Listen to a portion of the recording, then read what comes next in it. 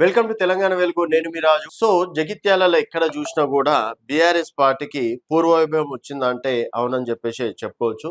So Jagtial చుట్టూ కేటీఆర్, కేసీఆర్ బ్యానర్లే కనిపిస్తున్నాయి. దానికి గల కారణం ఏంటంటే ఈరోజు జీవన్ రెడ్డి గారిని దాదాపుగా కాంగ్రెస్ పార్టీలో 40 సంవత్సరాలు సుదీర్ఘ ప్రయాణం చేసి ఒకానొక దశలో టీపీసీసీ అధ్యక్షుడిగా కూడా జీవన్ రెడ్డి గారి పేరు రావడం అనేది జరిగింది. చివరి క్షణాల్లో మళ్ళీ దాన్ని క్యాన్సిల్ చేశారు.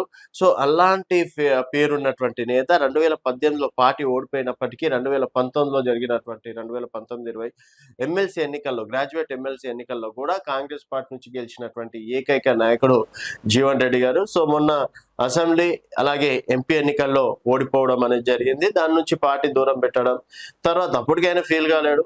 సంజయ్ని తీసుకొచ్చి ఆయన పక్కన పెట్టేసరికి మొత్తం ఆధిపత్యం అంతా సంజయ్తే ఉండడంతో అది కాస్త జీర్ణించుకోలేకపోయిండు.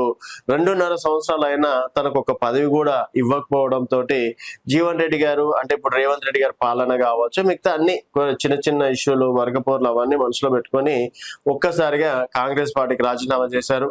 ఇక్కడ పిసిసి అధ్యక్షుడు వంశీధర్ రెడ్డి గారు వీళ్ళందరూ వెళ్ళినప్పటికీ, శ్రీధర్ బాబు గారు వెళ్ళినప్పటికీ కూడా కాంప్రమైజ్ కాలేరు.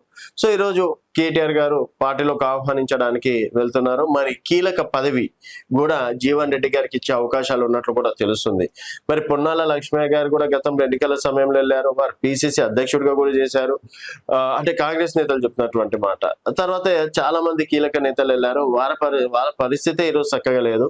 జీవన్ రెడ్డి గారికి ఏం పదవి ఇస్తారు, అనవసరంగా ఉన్నటువంటి పేరు పోగొట్టుకుంటున్నారని కాంగ్రెస్ నేతలు విమర్శించినప్పటికీ, సో కేసీఆర్ గారు తనకు ఒక మంచి పదవి ఇస్తారు ఆ నమ్మకంతో నేను వెళ్తున్నా. సో నా అంతిమ లక్ష్యం రేవంత్ రెడ్డిని దించడమే. సో కాంగ్రెస్ పార్టీ చేసినటువంటి హామీలు కావచ్చు, ఇవన్నీ ప్రజల లోపలికి తీసుకెళ్తా. రేవంత్ రెడ్డి చేసినటువంటి మోసాలను ప్రజల లోపలికి తీసుకెళ్తా. సో రేవంత్ రెడ్డి హఠావో, తెలంగాణ బచావో అనే నినాదంతో జనాల లోపలికి వెళ్తా అని చెప్పేసి జీవన్ రెడ్డి గారు చెప్పడం అనేది కూడా జరిగింది ఈ పార్టీకి. సో మొత్తం 13వ తేదీ నాడు ప్లీనరీలో జీవన్ రెడ్డి గారు కేసీఆర్ గారితో కలవడం మాత్రం ఖాయం అని చెప్పేసి కూడా, అంటే ఆ రోజు పార్టీలోకి వస్తున్నారని చెప్పేసి కూడా చెప్తున్నారు.